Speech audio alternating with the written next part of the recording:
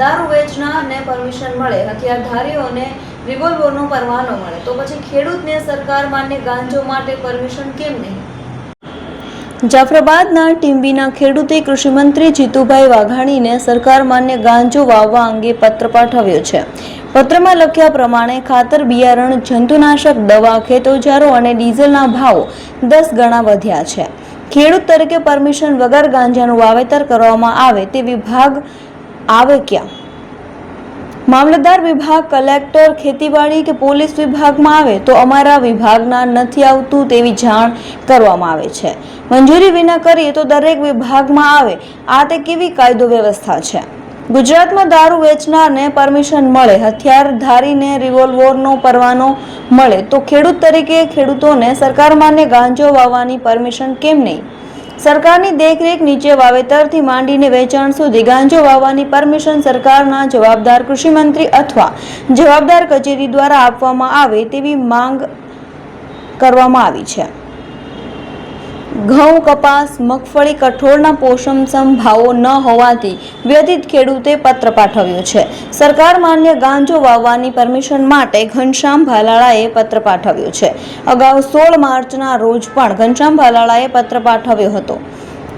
ખેતીમાં મોંઘવારીને કારણે ખેડૂતોની દયનીય હાલત પર કૃષિમંત્રી વાઘાણીને પત્ર પાઠવ્યો હતો. હું ગંભાઈ ભાલાળા, ગામ ટીંબી, તાલુકો જાફરાબાદ. હું એક ખેડૂત છું. આજે મેં 16/3 એક નકલ લખી હતી જીતુભાઈ વાઘાણીને સરકારના અન્ય કચેરીમાં કે સરકાર મને ગાંજો વાવવાની પરમિટ આપે. કારણ કે આજે ઘઉં, જુવાર, બાજરી, તલ, મગફળી, કપાસ, અન્ય પાકોના ભાવ તળિયે બેઠા છે. તેની સામે જંતુનાશક દવા, રાસાયણિક ખાતર, ડીઝલ, પેટ્રોલ, ખેત ઓજારોના ભાવ 2 થી 3 ગણા વધી ગયા છે.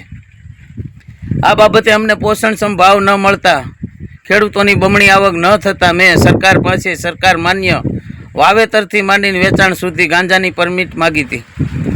તેમાં મને કલેક્ટરનો અને જિલ્લા ખેતીવાડીનો લેખિત પત્ર આવ્યો છે કે અમારા વિભાગમાં આવતું નથી.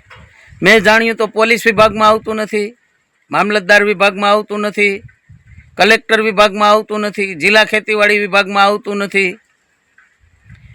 તો આજે ખેડૂત પરમિટ વગર વાવે તો આ બધા લોકોના ઓલામાં આવે છે ને પરમિટ માગવા જાય તો એ કોઈ વિભાગમાં આવતું નથી. આ તે સરકારનો કાળો કાયદો કેવો કે સરકારે પરમિટ વગર ગાંજો કોઈ ખેડૂત વાવે તો ગાંધીનગર સુધી ખબર પડી જાય. અને પરમિટ માગવી 3 મહિનાથી રજૂઆત કરીએ છીએ તો એક પણ વિભાગમાં આવતું નથી. પોલીસ વિભાગમાં નથી આવતું, મામલતદારમાં નથી આવતું, જિલ્લા ખેતીવાડી અધિકારીમાં નથી આવતું, કલેક્ટરમાં નથી આવતું.